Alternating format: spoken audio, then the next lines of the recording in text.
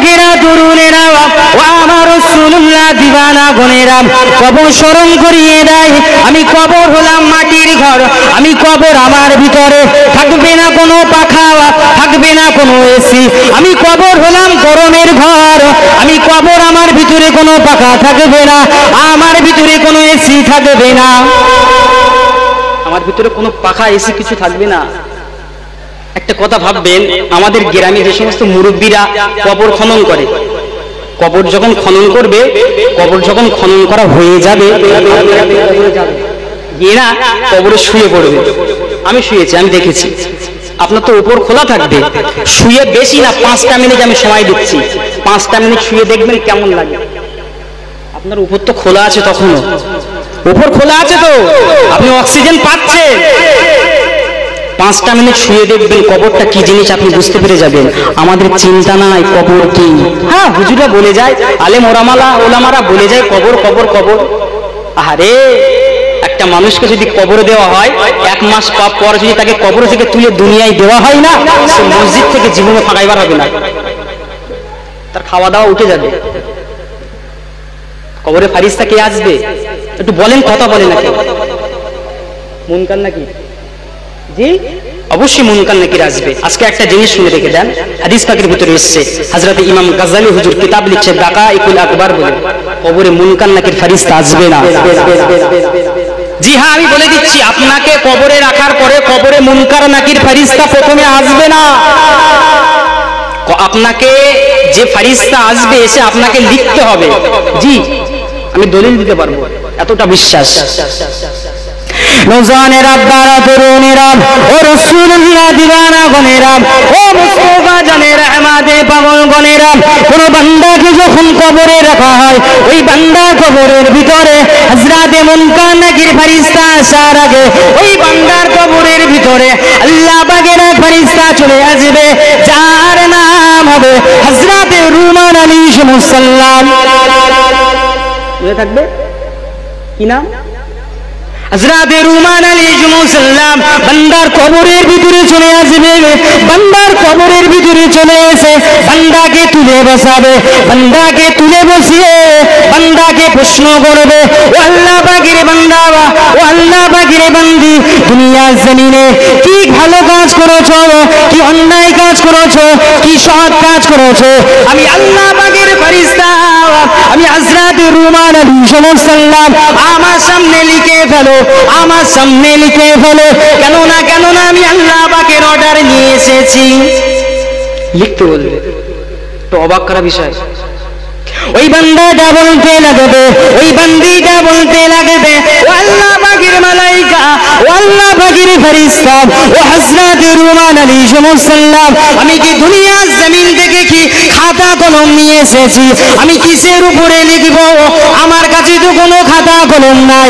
ও যুবকেরা, তরুণেরা, ও আমার রাসূলুল্লাহ দিওয়ানা গনেরা, ও মুস্তাফা জানের রহমাতের পাগলেরা, এই কথাটা বলার পরে হযরত রুমান আলাইহিস সালাম বান্দার কাফনটাকে ছিঁড়ে ফেলবে, বান্দার কাফনটাকে ছিঁড়ে ফেলে বান্দার হাতে দিয়ে ধরিয়ে দেবে, বান্দার হাতে দিয়ে ধরিয়ে দিয়ে বান্দাকে বলতে লাগবে, ও আল্লাহ পাকের বান্দা, ও আল্লাহ পাকের বান্দি, এটা হলো তোমার জন্য কাগজ, হাতের শাহাদাত আঙুলটা হলো তোমার জন্য কলম, মুখের থুতুটা হলো তোমার জন্য কালিম, হাতের শাহাদাত আঙুল দিয়ে মুখের থুতুকে ভুলিয়ে এই কাফনের উপরে লিখে ফেলো। এই কথাটা বলার পরে ওই বান্দাটা যদি নেককার হয়, ওই বান্দিটা যদি নেককার হয়, মুখের থুতুতে বোলাতে বোলাতে নেক কাজগুলো লিখতে লিখতে, ভালো কাজগুলো লিখতে লিখতে তার মুখের থুতুটা শেষ হয়ে যাবে। বলবেন সুবহানাল্লাহ। যদি নেককার হয়, ভালো কাজ লিখতে লিখতে তার মুখের থুতু শেষ হয়ে যাবে। ও আমার রাসূলুল্লাহ দিওয়ানা গনেরা, ও মুস্তাফা জানের রহমাতে পাগলেরা, আর যদি মুত্তাকি না হয়, যদি বদকার হয়, দুনিয়ার জমিনে দিনের ধুলিসাৎকারী হয়, যদি দুনিয়ার জমিনে দাবিয়ে বাড়াগাড়ি হয়, দুনিয়ার জমিনে তার অত্যাচারে মানুষ টিকতে পারত না, সে তার নেক কাজ লেখা ভুলে গিয়ে সে তার সর্বপ্রথম তার বদ কাজগুলি লিখতে লিখতে তার মুখের থুতুটা শেষ হয়ে যাবে। পার্থক্য হযরত রুমান আলাইহিস সালাম সঙ্গে সঙ্গে যখনই লেখা হয়ে যাবে ওই কাফনটাকে তাবিজ আকারে কবজ আকারে গুলিয়ে দেবে, গুলিয়ে দিয়ে ওই বান্দার বুকের উপরে তাবিজ আকারে রেখে চলে যাবে। অনেক আকাবিরগণ লিখলেন, অনেক আলেম ওলামা লিখলেন, ওই কবজটা ময়দানে মাহশারের দিনে, কিয়ামতের দিনে আল্লাহ পাক মিজানের পাল্লার উপরে চাপাবে। ফেরেশতা চলে যাচ্ছে, হযরত রুমান আলাইহিস সালাম চলে যাবে, কবর থেকে বেরিয়ে যাবে, মাথার দিক থেকে দুটো ফেরেশতা ঢুকবে। নামটা কি? কি নাম? একটু কথা বলো। হযরত মুনকার নাকি। আকৃতিটা কেমন হবে? শরীরটা হবে কৃষ্ণ বর্ণের, চোখ দুটি হবে কেমন জানেন? সবুজ আকৃতির, কানেও শোনে না, চোখ। আপনি চিৎকার করবেন, হয়তো মায়া লাগবে ফেরেশতার, মার বন্ধ কর, শুনতে পাই না, চোখে দেখতেও পাবে না, কেলিয়ে যাবে শুধু, বুঝলেন? প্রশ্নটা কি হবে? মান রব্বুকা, মান নবিয়ুকা না, মান রব্বুকা, তোমার রব কে? মা দিনুকা, মা মানে কি, তোমার দিন কি? অমান নবিয়ুকা, তোমার নবী কে? আমরা ভাবি এই প্রশ্ন আমরা উত্তর দিতে পারবো না, সিম্পল ব্যাপার তো, অত সহজ নয়। কবরে আপনার খেয়াল থাকবে না, আপনি পারবেন না, শুধু একটাই উত্তর দেবেন, লা আদরি, আমি জানি না, আমি জানি না। তিনটে প্রশ্ন করার পরে কবরে মোট চারখানা প্রশ্ন হবে। আর একখানা প্রশ্ন কি? জি, অনেক আলেম ওলামারা বলে রাসূলুল্লাহ নাকি শাফাআত করতে পারবে না, আমার নবী নাকি।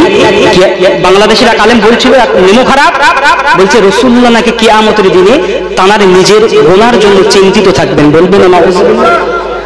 জোরে বলেন নাউযুবিল্লাহ। চারখানা প্রশ্ন কি একটু বলেন। বুখারীর রিওয়ায়াত, বুখারীর রিওয়ায়াত। নওজওয়ানেরা, বারা, তরুণেরা, ও আমার রাসূলুল্লাহ দিবানা গণেরা, ও মুস্তাফা জানে রহমাতে পাগলেরা, কবরের ভিতরে আমার রাসূলুল্লাহকে হাজির করানো হবে। আল্লাহ নবীকে হাজির করিয়ে ফেরেশতা বলতে থাকবে, মা কুনতা তাকুনু ফি হাজা রাজুল, এই ব্যক্তিটা সম্পর্কে তোমার আকীদা কি?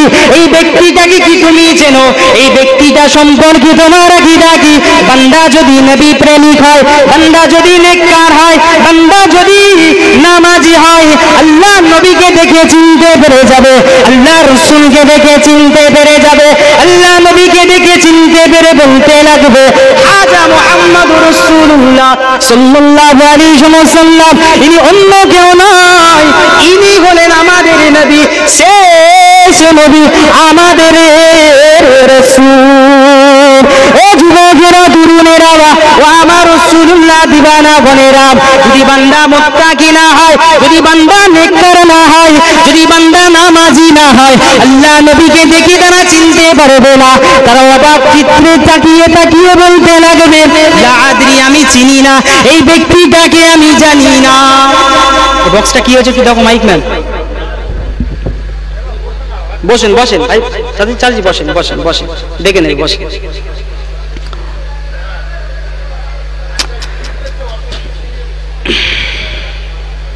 যাই হোক, বান্দা যদি মুত্তাকি হয়, আমার রাসূলকে দেখে চিনতে পেরে যাবে, ডাইরেক্ট বলে দেবে, হাজা মুহাম্মাদুর রাসূলুল্লাহ।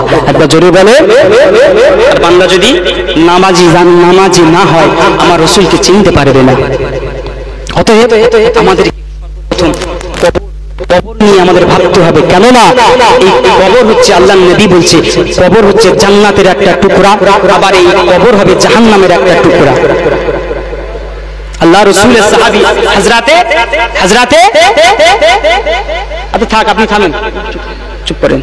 হযরতে শেরে খোদা হযরতে আলী রাদিয়াল্লাহু তাআলা আনহু, তিনি একদিন একটা কবরের সামনে হাজির হয়ে ওই কবরবাসীকে কাশফুল কবর করে জিজ্ঞাসা করছে, হে কবরবাসী, কি হালতে আছো কবরের ভিতরে? কেমন হালতে আছো আমাকে একটু বলা যাবে? আমাকে জানাও, আমি জানতে চাই কবরের জীবনটা কেমন। ওই ব্যক্তিটা কবর থেকে জবাব দিয়েছিল, কবরের ভিতরে কোনো দাপট চলে না, কবরের ভিতরে কোনো নেতৃত্ব চলে না, কবরের ভিতরে একটাই নেতৃত্ব চলে, সেটা হচ্ছে মুহাম্মদ রাসূলুল্লাহর প্রেম যদি করে আসতে পারো, মুহাম্মদ আমিনার লালের প্রেম যদি করে আসতে পারো, আমিনার লালের প্রেমের নেতৃত্ব চলে কবরের ভিতরে। যেটা বলবেন না, কবরের ভিতরে কোন নেতা কাঁতার গরম চলবে না, সাটিয়ে লাল করে দেবে। আমাদের ভয়ও লাগে না। কবর কবর কি? যে কদিন দুনিয়া 60 বছর 70 বছর কাটিয়ে দেয়, হয়তো দেখা যাবে কবরে গিয়ে কি হয়, দেখা যাবে। আমি দেখে নেবো ওখানে কবরের আযাব। কবরের আযাব তো সহজ নয়। মুসলমানের ছেলেরা ও আমার রাসূলুল্লাহ দিবানা গনেরা, কবরের ভিতরে একটা সাপ বার হবে, কবরের ভিতরে একটা বিষধর সাপ বার হবে। ওই সাপটা কিতাবের ভিতরে দেখতে পাওয়া যায়। আল্লাহ পাকের আলেম ওলামারা বলতে লাগে, ওই সাপটা যদি দুনিয়ার জমিনে একবার দংশন করে দেয়, ওই সাপের বিষে দুনিয়ার জমিনে যত গাছপালা আছে কোনো গাছপালা বেঁচে থাকবে না। ওই সাপটা ওই ব্যক্তির কবরে যাবে, ওই সাপটা ওই ব্যক্তির কবরে দেখা যাবে। যে ব্যক্তিটা দুনিয়ার জমিনে মসজিদের সঙ্গে কোনো সম্পর্ক ছিল না, নামাজি ছিল না, দুনিয়ার জমিনে অশ্লীল কাজ করে বেড়াতো, ওই ব্যক্তির কবরের ভিতরে ওই সাপটা দেখতে পাওয়া যাবে।